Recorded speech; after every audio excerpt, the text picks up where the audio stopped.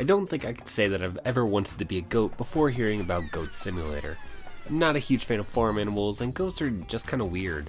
Their rectangular pupils, their endless appetite, and it all just kinda rubs me the wrong way. And then Goat Simulator happened. Goat Simulator, developed by Coffee Stain Studios, is a game where you play as a goat, surprisingly. Simulator games have been a trend lately with games such as Woodcutting Simulator and the ever-popular Helicopter Simulator, so why not throw goats into the equation? The only difference between those other simulator games and Goat Simulator is that it's basically a parody of the genre. Goat Simulator is a massive sandbox that exists solely for you to cause mass chaos and destruction.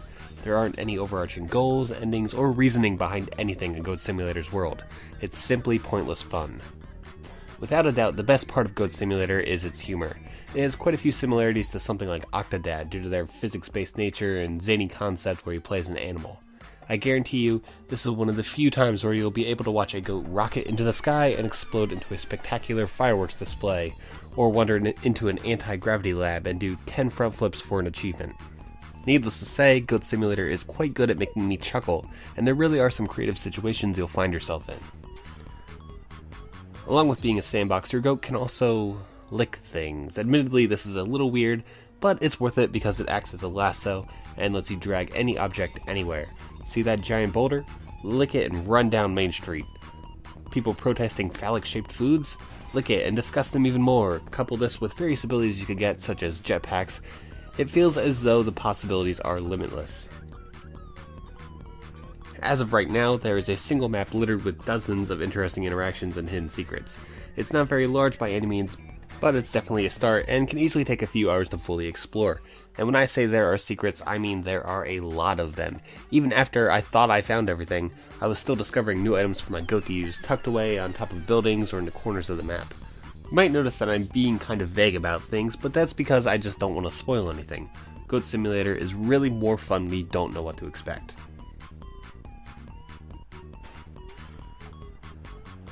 The biggest problem with Goat Simulator, as of right now, is the lack of content. This will change in the future, however, because Steam Workshop is supported by Goat Simulator. There are a few simple mods as of right now, but there will inevitably be some really neat and creative levels from the dedicated modders in the future.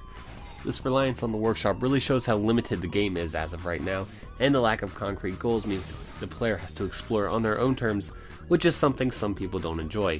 I suppose achievements can act as a sort of goal for some players, but even getting every achievement doesn't take too long. In order to find all the little secrets and fun quirks in Goat Simulator, you really have to be able to explore on your own and enjoy yourself. Visually, Goat Simulator isn't impressive, but it does manage to be technically demanding.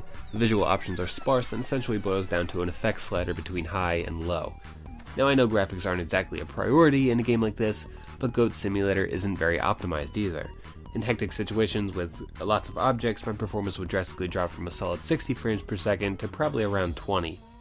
I'm sure if your computer has a fairly recent or mid-grade card there won't really be any issues, but don't even think about trying to run this game on a laptop. I actually really enjoyed my time with Goat Simulator, but I don't know if you will. It's not really made for everyone. I mean, it has to count for something that the developers tell you not to buy the game right in the description on Steam. I tried to get my girlfriend to play it and she couldn't really grasp the point of it, but that's the thing. There's not really a point. However, if Goat Simulator sounds interesting to you and you enjoy exploring without any purpose, then you'll probably enjoy your time as a goat.